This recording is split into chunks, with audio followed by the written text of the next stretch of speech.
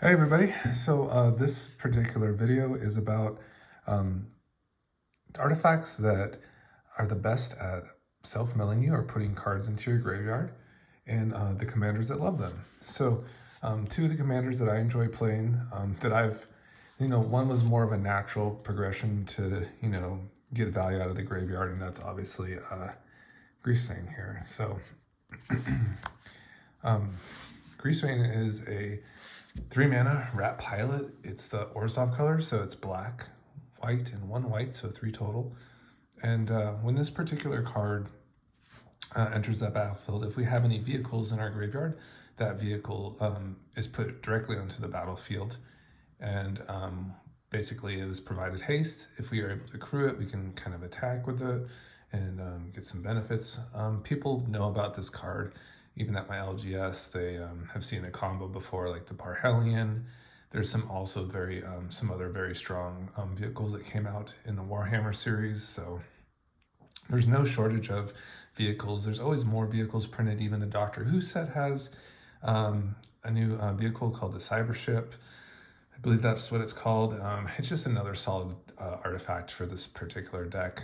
So getting things into our graveyard, outside of green usually has a lot of support with that, like cards like Mulch, even like recently in Standard, Teachings of the Kirin. But what if you don't have that? And additionally, what if your commander benefits from artifacts? For instance, Meria.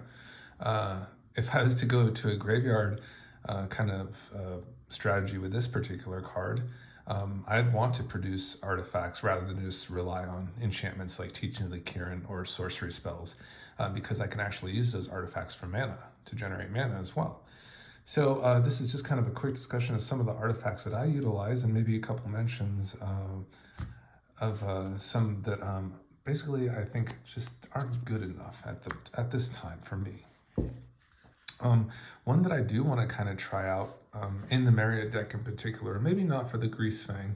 I think I do have enough cards that kind of selectively put cards into my yard, and I don't really have too much of a use for creating food tokens, whereas in the Meria deck, I can sacrifice those food tokens as fodder with cards such as like Goblin Welder, Goblin Engineer.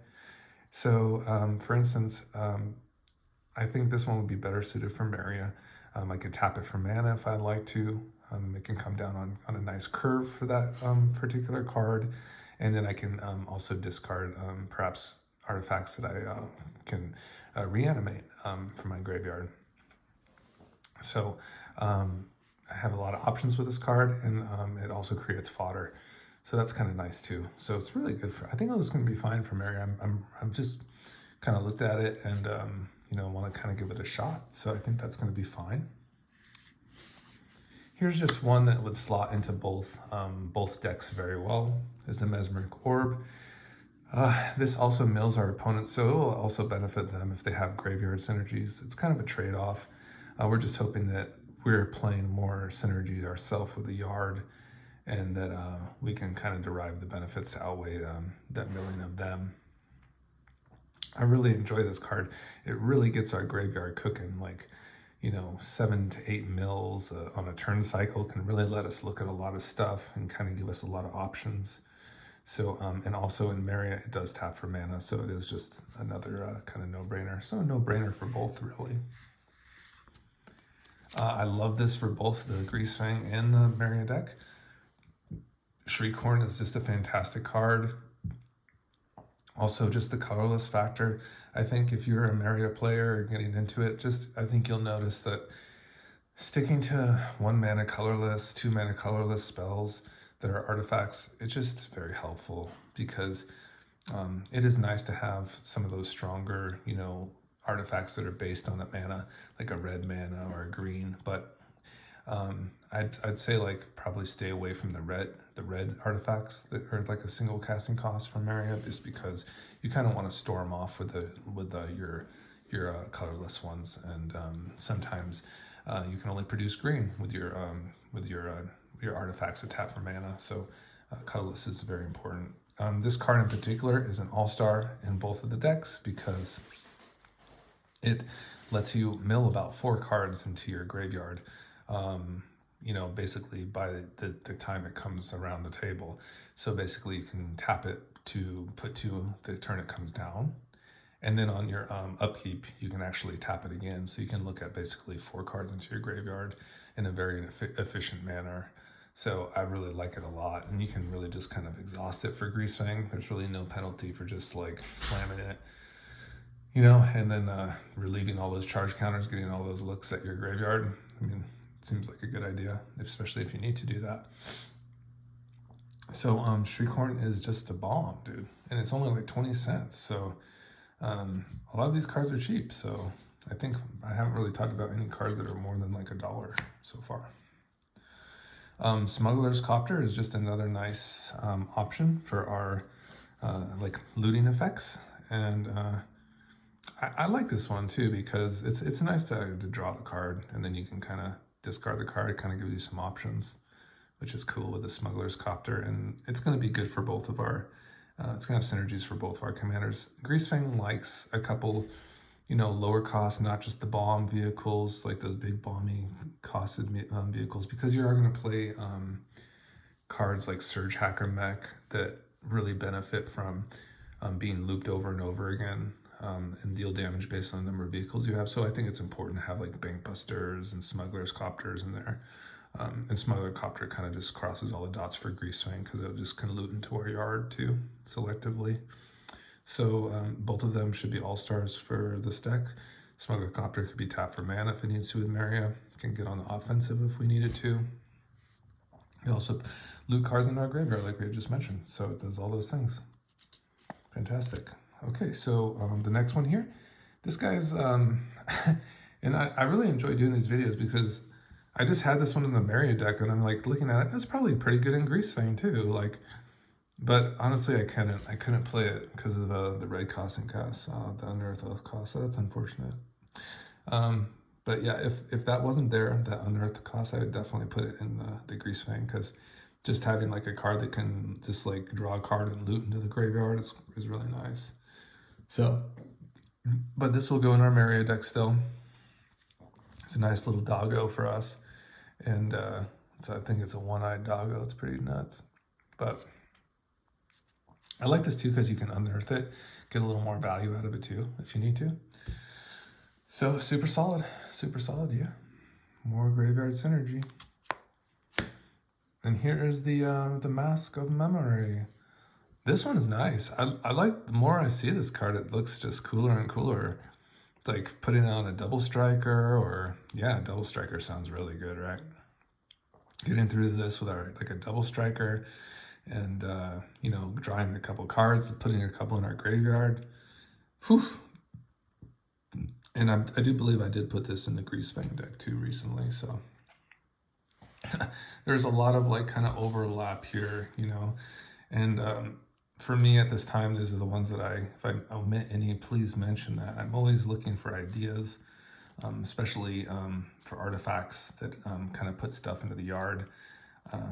These ones seem pretty solid so far. They're pretty low cost, they're pretty efficient.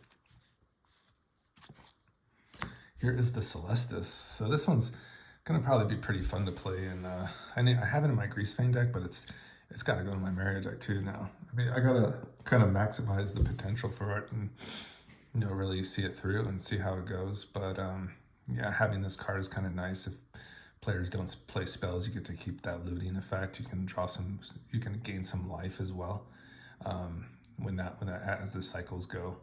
So it's nice. I mean, it's a little bit of life gain. It's kind of some selection.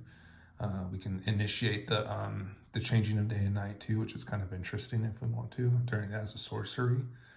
It just kind of feels like a nice little, this is a nice little utility card really, and it ramps. So we're not sad about that. All right, and I believe we've come to one of the newer ones here, the Palantir.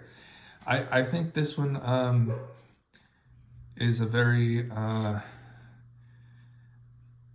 card that has to be experienced to really kind of know what to do about it. And I would say, from my experience, I've gotten wrecked by this card, and I think that's what I mean by that, is like you kind of have to get wrecked by it to kind of see like kind of your options with it. What this card does is, and what it should be is, it's basically, I think, depending on like how risky you want to be, if you are chosen to be the player that is targeted by this, I do believe on the first mill, like the first time this happens, I think it's okay to put that card in the yard. You could take 7 damage, like if they put something decent on top, but I think you can kind of be a little bit on the safer side on that first one, but once the 2 intensity counters on there, and then they're milling 2 cards at a time, that's when I think you're letting them draw off of it.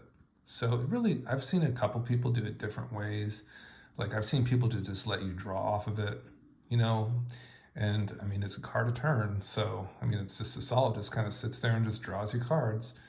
So, obviously in Meria, it's just the bomb because you could tap it for mana. And it's still good for Greasefang too. I mean, because you need card draw in Orzhov. So just a great card. I mean, you just got to kind of look at these things, and it's really nice too. I think what happens is that some of these cards, they get a value, and it kind of keys you into them, like, oh, people must be playing this, or it's in demand. Like, and then you see it, like maybe you're playing on Arena on your historic brawl queue, and someone drops a Palantir of Orthanc, that's sick.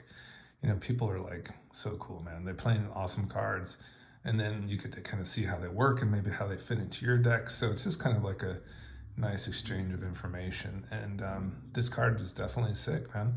I mean, at the worst, like, you're probably going to be doing like 6 damage to an opponent, even on your first go around, if they deny you the card.